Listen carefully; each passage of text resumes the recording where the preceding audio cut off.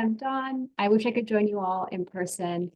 Up until 2 years ago, I called Toronto home. I'm actually currently in so-called New Westminster, the ancestral and unceded territories of the Hunkaminam and Haudtmish-speaking peoples, where I'm grateful to live, and that's where I'm joining. As I was introduced, I'm a designer and researcher. That has typically meant that I've studied how communities build new infrastructures and digital platforms, and I'm currently a senior service designer at the Ministry of Environment and Climate Change Strategy for BC Public Service.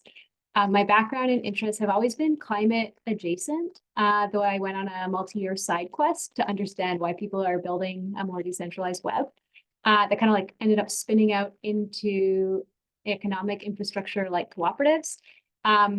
If that maybe wasn't enough of a taste to get a sense, I'm definitely a generalist, and trying things to see what works tends to be my style. I'm here tonight speaking as myself, and these are my opinions, not my employers. So I was asked to speak about kind of what it is like to find work or get a job in climate tech, but I'm really just going to try and pitch one thing, which is there's lots of different ways to work in climate and tech, and it's sort of not necessarily just that narrow venture capital funded version of climate tech. I certainly don't work in that space. And actually, I feel like this is an inversion that I learned from Civic Tech Toronto about what counts as tech and where it can happen and who's involved. So thank you. And if I manage to convince you that there's lots of ways to work on it, and that climate tech could look like a lot of things, I guess that means you could also do climate tech work in a lot of places. It could be in your current role. It could be part of a group that you're volunteering with. You could be bringing what you've learned from civic tech into those spaces. And maybe I'm just trying to convince myself by saying all this, but let's see if I also manage to convince you. In most places, we have passed the point of debating the urgency about acting on the climate crisis, but there are still debates on how and how fast to proceed. Canada has pledged to reduce emissions by 40 to 45% below 2005 levels by 2030 and reach net zero by 2050. Yet in 2021, emissions had actually decreased by only 8.5%, and last year, or 2022, which is not last year, terrifying, they had actually slightly increased. Similarly, on a per capita basis, we're consuming nearly 5 times as much energy as the global average, and we're emitting 3 times as much. So hearing those numbers or just seeing them, it kind of feels like a problem of large scale and urgency, and it makes sense in this context that tech is critical. And so a focus on tech to help replace non-electric energy use, to help us heat and cool our buildings, to help, again, replace energy use for how we move around, and also invest in removing carbon directly from the atmosphere seems important. All these areas are going to require innovation, and that is reflected in the popular imagination of what people call climate tech. I put a meme on here for a swole doge who's representing how cool heat pumps are. You may have heard the news, along with calls to electrify everything.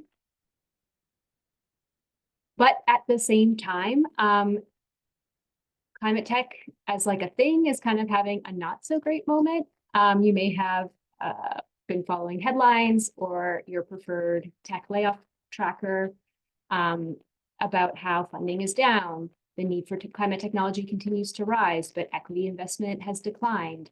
And something like 400 to 500,000 tech workers were laid off between 2022 to 2024. But that doesn't have to be the only way we think about climate tech. That's not the only way that you have to think about being able to work on technical problems that also relate to our climate crisis and how we respond. It also looks like the Peavine Métis settlement working with NAIT, Northern Alberta Institute of Technology in Edmonton, to collect data and monitor the health and condition of their local environment, building skills and capacity in field sampling, managing safety protocols, laboratory analysis, interpreting the data and the digital tools to display and publish that information. Or it could look like Catalyst Cooperative's public utility data liberation project, which takes information that's already publicly available from utilities primarily, and then makes it publicly usable by cleaning, standardizing, and cross-linking that data from different sources into one database that's easier to use.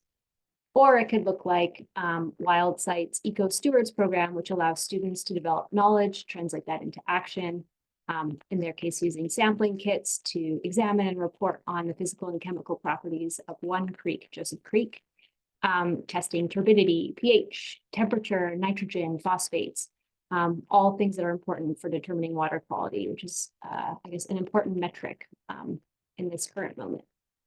So this is just like a small slice. I could have provided a wider set of examples, but I just wanted to give a sense of different things that I think also count as climate tech, and we should see similarly as projects and different ways of doing this work. And if you want to get a role in working on kind of the more bleeding edge of like technical innovations that are like helping us decarbonize our energy systems, that's great. It's also great if you want to work on projects like this, or other ones that are more directly related to your interests or existing skills. I was asked to share a little bit about, my background and why I am where I am now, which is an interesting exercise to reflect on.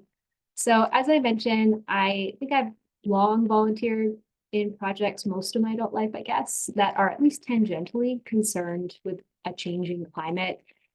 Urban agriculture, community gardens, food justice, and neighborhood green mapping were kind of places that always captured my interest. I had a bit of a moment, as many of us did, in 2016, and began a more active volunteer and research role on a project about preserving access to information and climate data and the governance topics around that.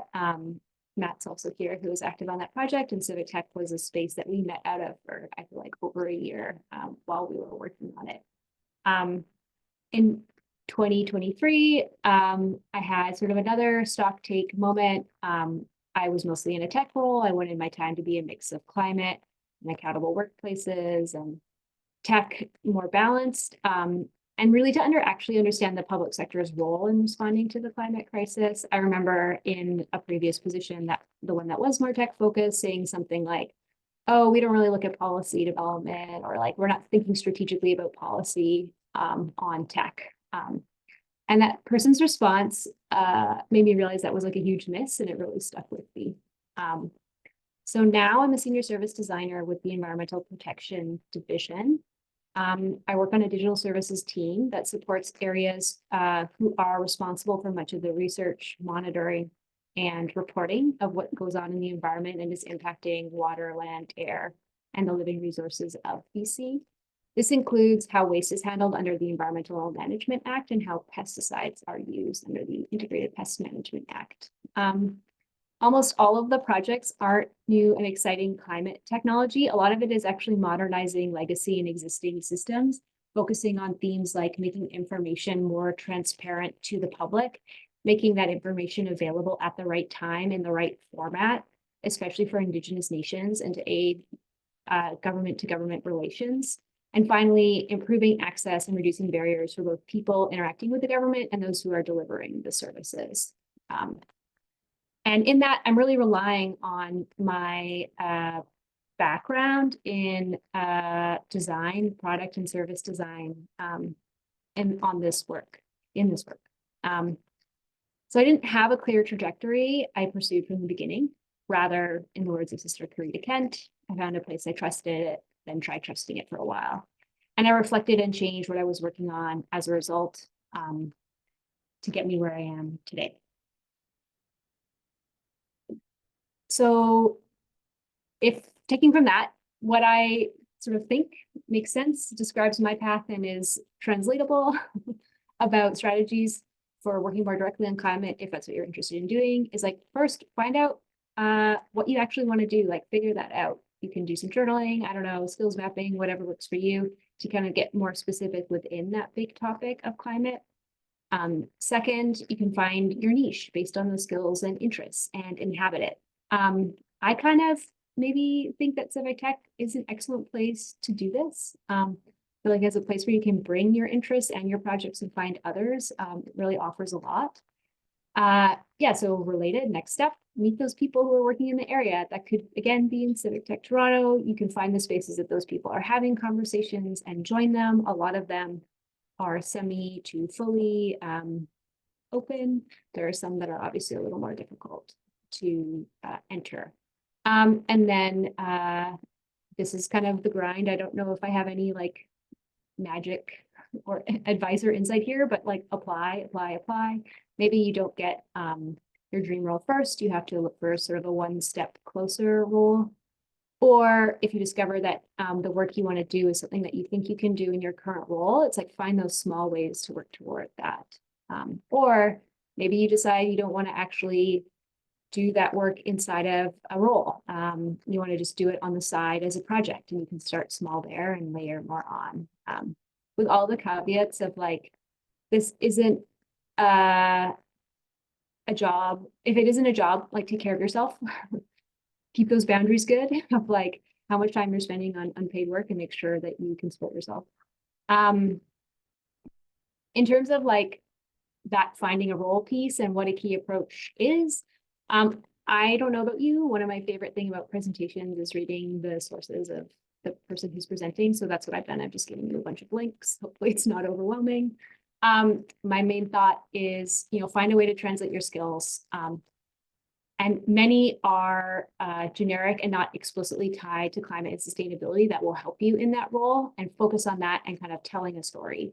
I share a link to this article, Green Jobs and Climate Careers, where the person reviewed the LinkedIn Green Skills Report, which highlights they looked at one role, a sustainability manager, as a proxy, and the top 10 skills are generic and not specifically tied to that career or sustainability. Good news. Also, the second takeaway, however, is that only 21.5% are workers with no prior experience in a role like that. So kind of getting that first role will be important, but it might be difficult to get the first one, which is your dream role. For the terminally research-brained, here are some more reports if you want to read specifically about what skills are in demand. I'm not sure that's worth your time. Your mileage may vary. Second option, changing your current role. In this case, I think making connections to other people who are interested in climate in your organization is like step one. There's a lot of guides that have been created by other groups, both for people as individuals and at an organizational level, to think about what taking action looks like. I just provided some links to those, as well as this video, a webinar about that, if that's a more digestible format. If there isn't already leadership at the decision maker level on interested in climate in your organization, think carefully about how you proceed. Make sure you're building support before you make your case. One of the links is this 1.5 degrees Celsius business playbook, which I think is good for finding language that might be like pitched at that decision maker level. So that could be a good resource if you're like figuring out you have to like convince people to be able to do that work, which maybe in many cases will be true. I also think that job function action guides are maybe a good way to start thinking about some of the like decisions that are within your authority that you're making that you could be, I guess, approaching from like a climate lens. And I'm just near the end. I think I'm perfectly on time. I had so many resources. I decided to make pages of resources. I won't go over these. First, I wanted to like just flag some of the cool civic community and climate tech projects that are interesting to me. A lot of them are open groups that you can join online, or there's like a discussion component on Discourse or Slack, lots of newsletters. The other one is where I get my news. I think sometimes it can be hard to avoid the like gravity well of the United States, being so close to it. So I made a point to point out what are the Canadian sources I look at. And the job resources, if you're looking for LinkedIn thought leaders, I got a couple of those. Otherwise, these are the places I was looking and applying for jobs from, which is not the place where I ended up getting a role on. So that maybe is like not super helpful, but thought I would share. And these are just image credits. That's me.